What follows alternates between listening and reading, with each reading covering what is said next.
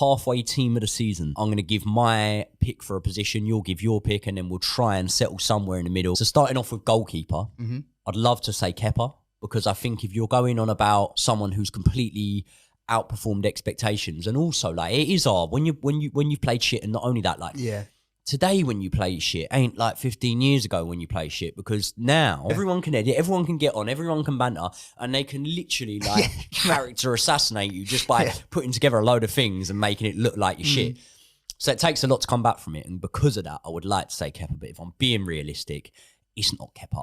I believe it's Nick Pope. I can back. I actually think Alisson in a way. I think they'd be worse off without Alisson. Like I think they could honestly be like with Everton almost like that bad. I think Alisson's weird. Whenever I watch Liverpool, even in games where they lose 3-0, it could have been 6. I think they've been that bad, and he's somehow managed to come out with a bit of glory in it. But yeah, I can back the Pope shout though, because Pope's been good. Newcastle's defence has been very good. Yeah.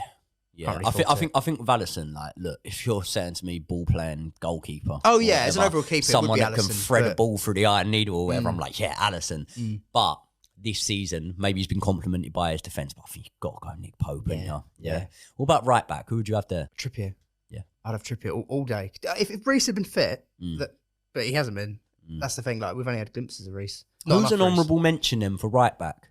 White. Ben White's been good. Yeah. For a guy that's a centre back playing at right back, he's been fine. I mean, you haven't been sat there watching Arsenal thinking, oh, they need Tomiyasu there at all. Like, I think Ben White's been pretty sick, to be honest. And then, as we say, if Reece James had been fit, he would definitely be an honourable mention. Yeah, so centre backs, I think we'll have a difference of opinion. We've got to have a Chelsea player in there. Oh, mate, have you got Thiago as well? It's got to be Thiago. Yeah, I'm having Thiago. Got to be. It's got to be. I was looking at a stat yesterday, which is quite nuts. As bad as we've been, as awful as we've been, you know, we're third for most clean sheets. Really? I know that isn't really, isn't it? Because it feels like we don't score any goals. Who's the top two? Newcastle, and then it must be Arsenal. Then I suppose it might be United. I'm not sure off the top of my head, but I know that we're third. Which fuck knows how we're there. But he is class, mate.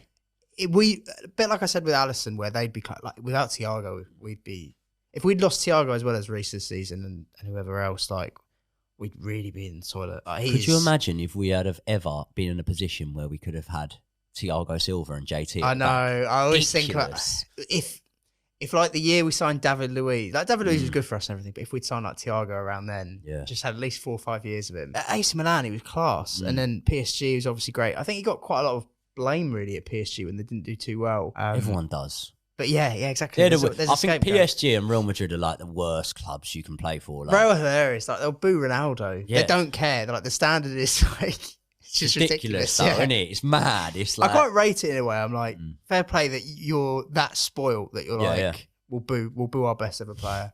We're agreeing Silva. Yeah, go have Thiago. Who would you have as your pairing? So I'm a bit torn on this. I like Botman. Botman's been good. I like Botman a lot at Newcastle. I think, obviously, like you said, their defence has just been nuts. Like, I even read there's Eddie Howe did quite a lot of like work with Simeone in his time off, and you can see that. Like, they're defensively just so rigid. That was what people used to say about Eddie Howe when he was at Bournemouth. Like, he played decent bit of football, looks good on the eye, but they can't. Letting goals. Yeah, they can't defend, sort of thing. And then this team is like an opposite of that. Yeah. Yeah. If anything, that's the one thing this Newcastle team a little bit like, you could have a few more goals in you, sort of thing, but can't complain too much about Newcastle. No, so would you go with Botman? I've written down Martinez. I've gone Martinez. Yeah. I've written, like, as in, Botman was the one where I was like, I feel like I should give you an honourable shout. But yeah, I'd go Martinez. I think it's class, mate. Martinez has had different pairings at centre-back, and he's always adapted well. Botman's pretty much played the whole time with Shah, and as well, he's someone that doesn't get spoke of as much because Botman was a new signing. We always tend to lean towards a new signing a little bit and think, they've done brilliant because they've adapted to the Premier League, but Fabian Shah's done really well as well. Yeah. I personally would say we're locking Martinez because I think he's been ridiculously good. Especially because he came in, all eyes were on him because he's small. That Brentford match, remember? I was like, oh my God, I'm in my Carragher going, like he's too small, whatever, and it's like... He's had one season. He's been better than you as a player. Yeah, I like him as a pundit, but that's like one of the few where he's got that really wrong, like really wrong. Martinez is just like passing's unreal. Like I like an aggressive centre back. It's a bit like Rudiger was quite like that for us, wasn't he? He's just he's great. So far, Trippier, Silva, Arsenal has Martinez. Crying. We haven't got any Arsenal. Yeah, I know. Yeah. Well, that brings us on to left back then. Who would you have as your left back? I'd have Shaw.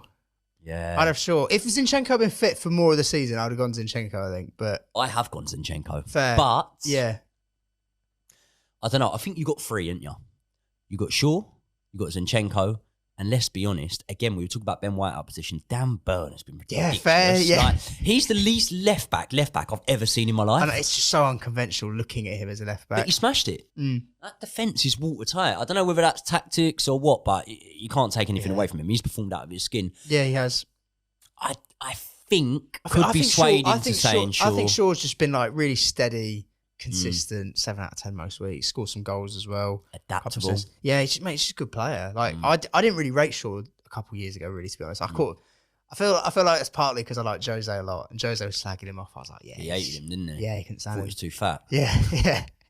But he's just a really decent player. Yeah. But yeah, I think Zinchenko, had he been fit for more of the season, I'd be giving it him. But by the end of the season, we might be giving it him. So I mean, if he goes and wins the league, that will be one that will definitely be changed. yeah. If he's fit for here on out, more or less. I'll tell you what, let's lock in Luke Shaw, and you lot can let us know in the comments who should be in that left back position, whether it's Shaw, Zinchenko, Dan Burn, or even someone else. Definitely not fucking Kukurea. My two central midfielders, to be honest, I picked from two positions from two players that play together.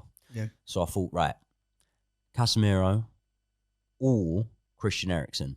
The reason I wanted to put Christian Eriksen was actually to make myself look a little bit more knowledgeable, more or less, because I remember there was talk about Christian Eriksen being a good squad option and rotation player and whatever, Talk Sport and stuff I was watching when he came in.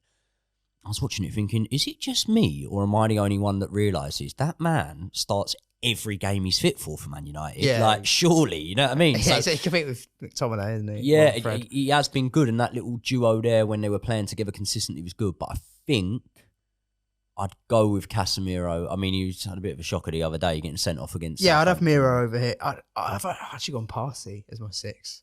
So I've gone Party in the other position, and okay, again, fair, it was out him and Xhaka. Yeah. Him and Xhaka, again, this is the thing, like with both of these, I've ended up going with the obvious choice. Right. But I have to give honourable mentions to Eriksen and Xhaka because both of them, Eriksen hasn't really surprised me, but I think he's surprised a lot of Xhaka people. has, though. Xhaka, I thought Xhaka was shocking.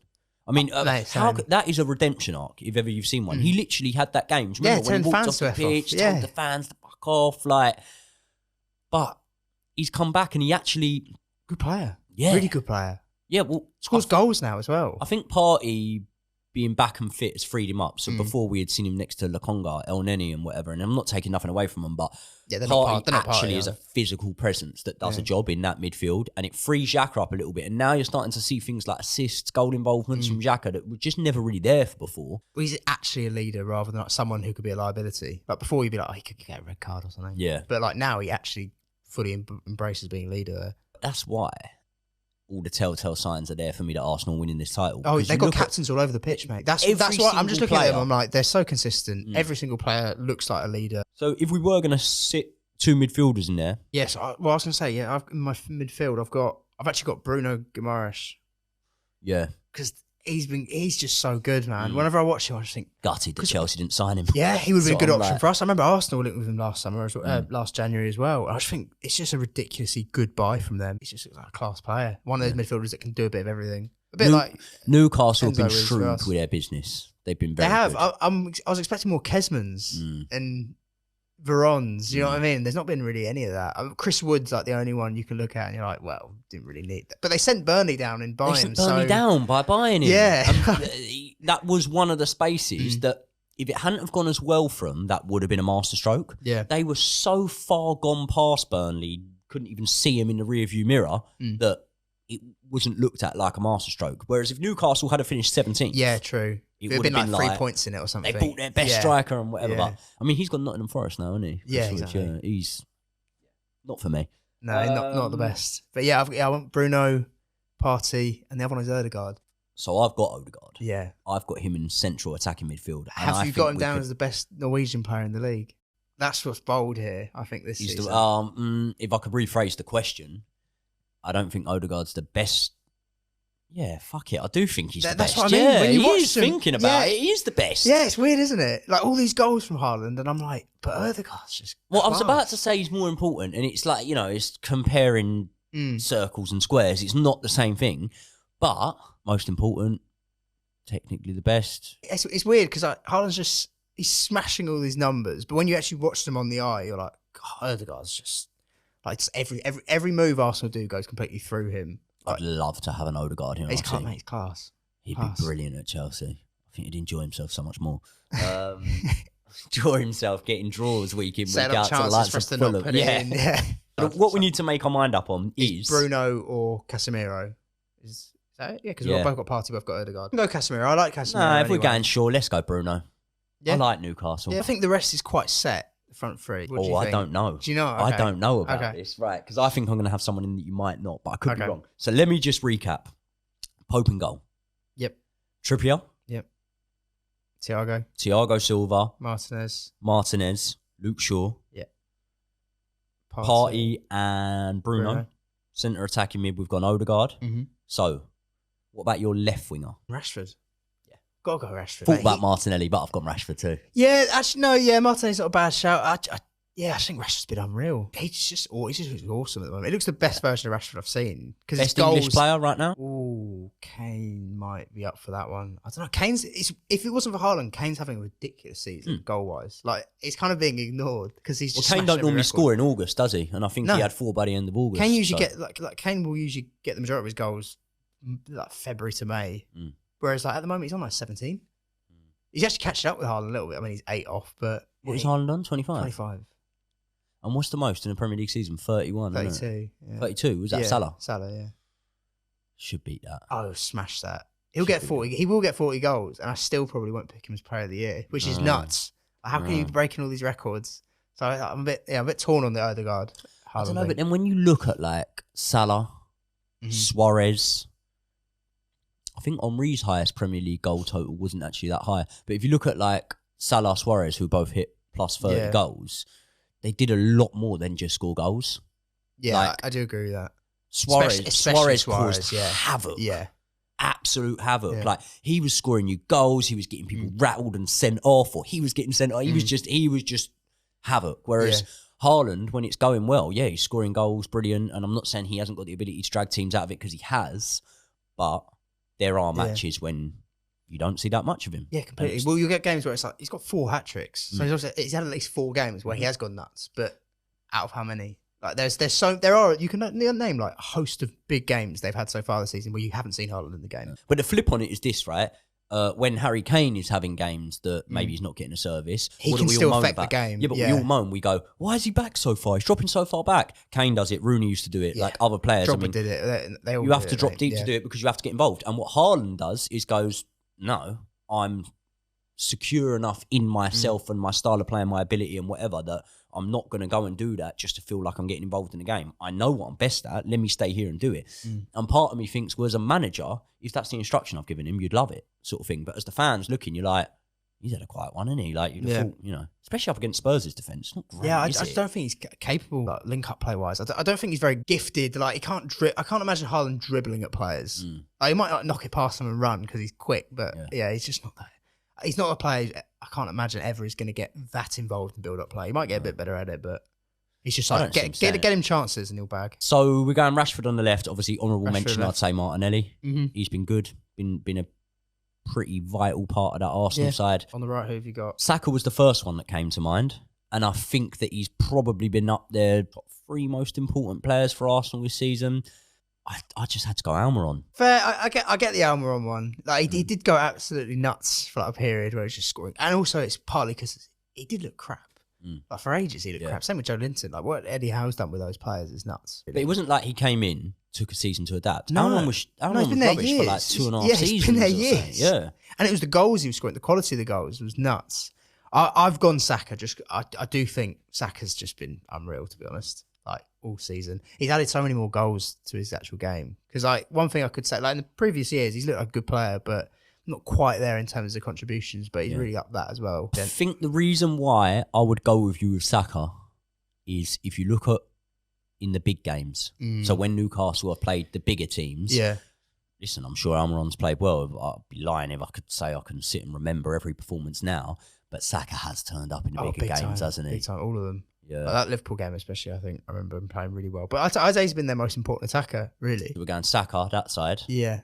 through the middle. Have you gone with Haaland? I have, yeah. Yeah. I have. Yeah. I want to shout out Kane because I do think he has had a really good season. It just goes under the radar. And we've been kind of not slagging off Haaland, but there are games that are he's a bit more limited. But he has been ridiculous. Like what he's doing record-wise is just nuts. Haaland and Kane are the obvious two.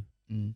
Any other players, nines, strikers that you look at and you think, I look at the likes of Mitrovic. I think he's been very, very good. Mitrovic has had a really good season. Tony? Ivan Toney's been quality. Tony is quality. But it's a weird one with Tony at the minute because everyone's a bit like... When's the ban? What's Ivan going Toney. on? Yeah.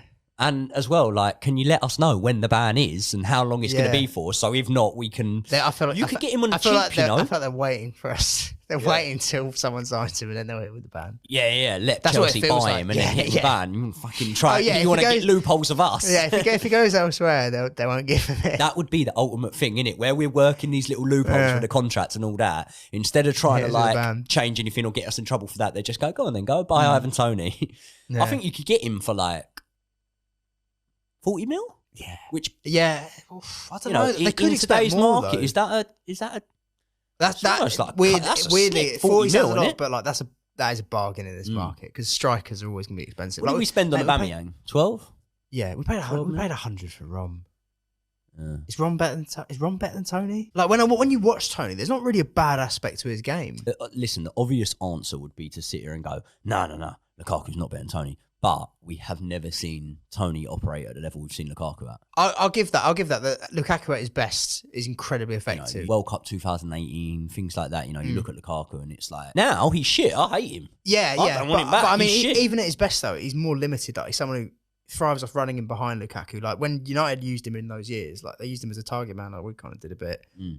Can't do anything. Can't link up play. Can't hold up the ball well. Like he's not that kind of player. Where someone like Tony is.